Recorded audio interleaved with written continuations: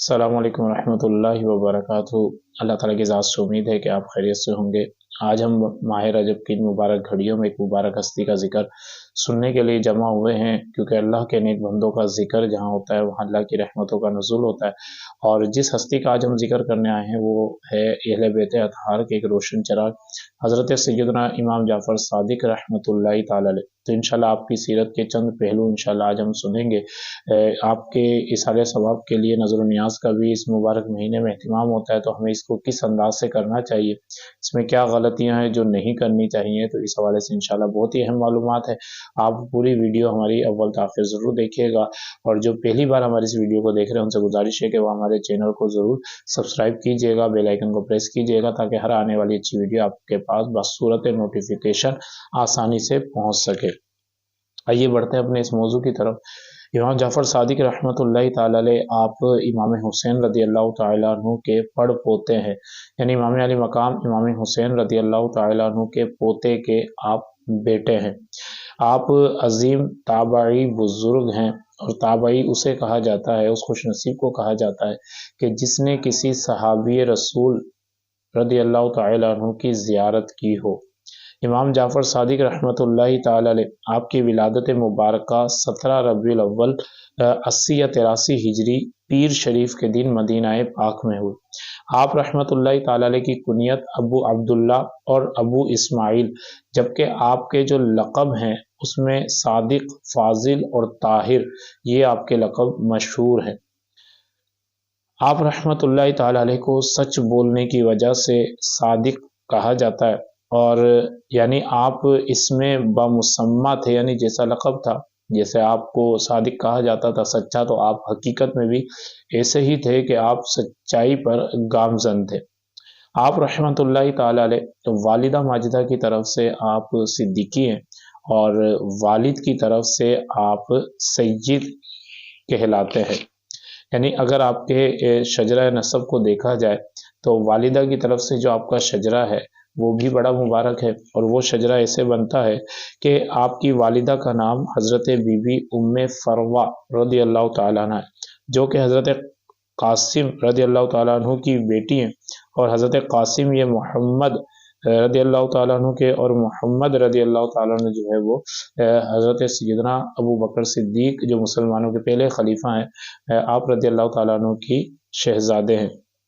تو یہ شجرہ ایسے بنا، حضرت بی بی ام فروہ بنت قاسم بن محمد بن ابو بکر صدیق رضی اللہ تعالیٰ عنہ، اور والد محترم کی طرف سے آپ حسینی سید ہیں۔ آپ کا شجرہ ایسے بنا کہ حضرت امام محمد باقر بن علی زین العابدین بن امام حسین رضی اللہ تعالیٰ عنہ۔ امام جعفر صادق رحمۃ اللہ تعالی علیہ آپ کی بہت ساری کرامات یہ موجود ہیں، چنانچہ ایک بڑی پیاری کرامت ہے کہ اللہ والوں کی زبان میں کیسی تاثیر ہوتی ہے، اور پھر وہ اللہ والے اہل بیت کرام میں سے ہوں تو ان کی اور بڑی شان ہو جاتی ہے کہ ایک شخص نے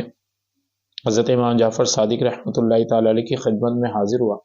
اور حاضر ہو کر آپ کی بارگاہ میں 10,000 دینار سونے کے جو سکے ہیں وہ آپ کی بارگاہ میں لا کر پیش کیے، اور عرض کرنے لگا حضور میں حج کے لیے جا رہا ہوں،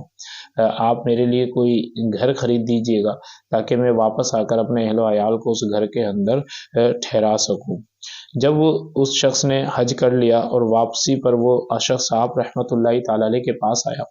تو آپ رحمۃ اللہ تعالی علیہ نے اس سے فرمایا میں نے تمہارے لیے جنت میں مکان خرید دیا۔ جنت بنانے والی ذات اللہ تبارک و تعالیٰ کی ہے،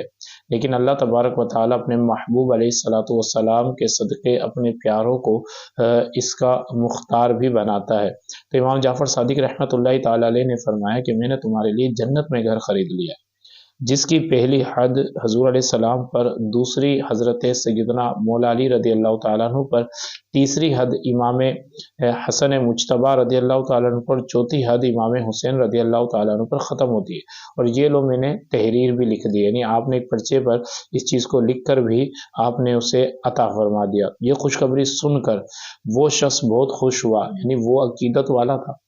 وہ اللہ والوں سے بڑی محبت کیا کرتا تھا۔ جب اسے یہ چیز پتہ چلی کہ میرے لیے جنت میں مکان خرید دیا گیا تو آپ بڑے خوش ہوئے، اور خوش ہو کر وہ خط لے کر وہ شخص چلا گیا۔ گھر جاتے ہی وہ شخص بیمار ہو گیا، اور اس نے وصیت کی کہ اس خط کو میرے انتقال کے بعد میری قبر میں رکھ دینا۔ گھر والوں نے دفن کرتے وقت اس خط کو قبر میں رکھ دیا۔ دوسرے دن دیکھا تو وہی خط قبر کے اوپر موجود ہے،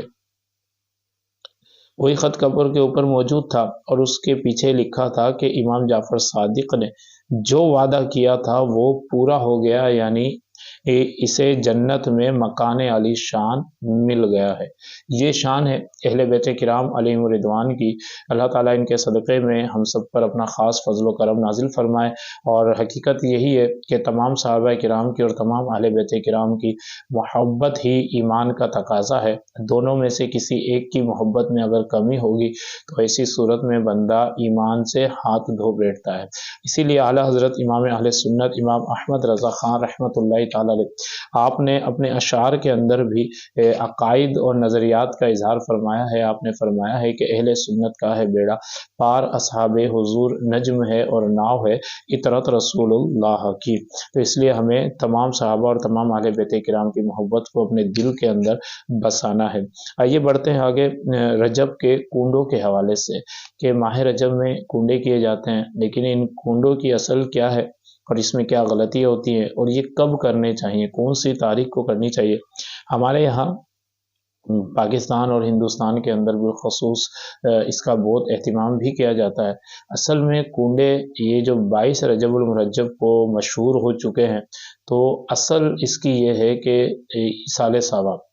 کنڈوں کی اصل یاد رکھیے گا، یہ ایصال ثواب ہے، اور اس کے لیے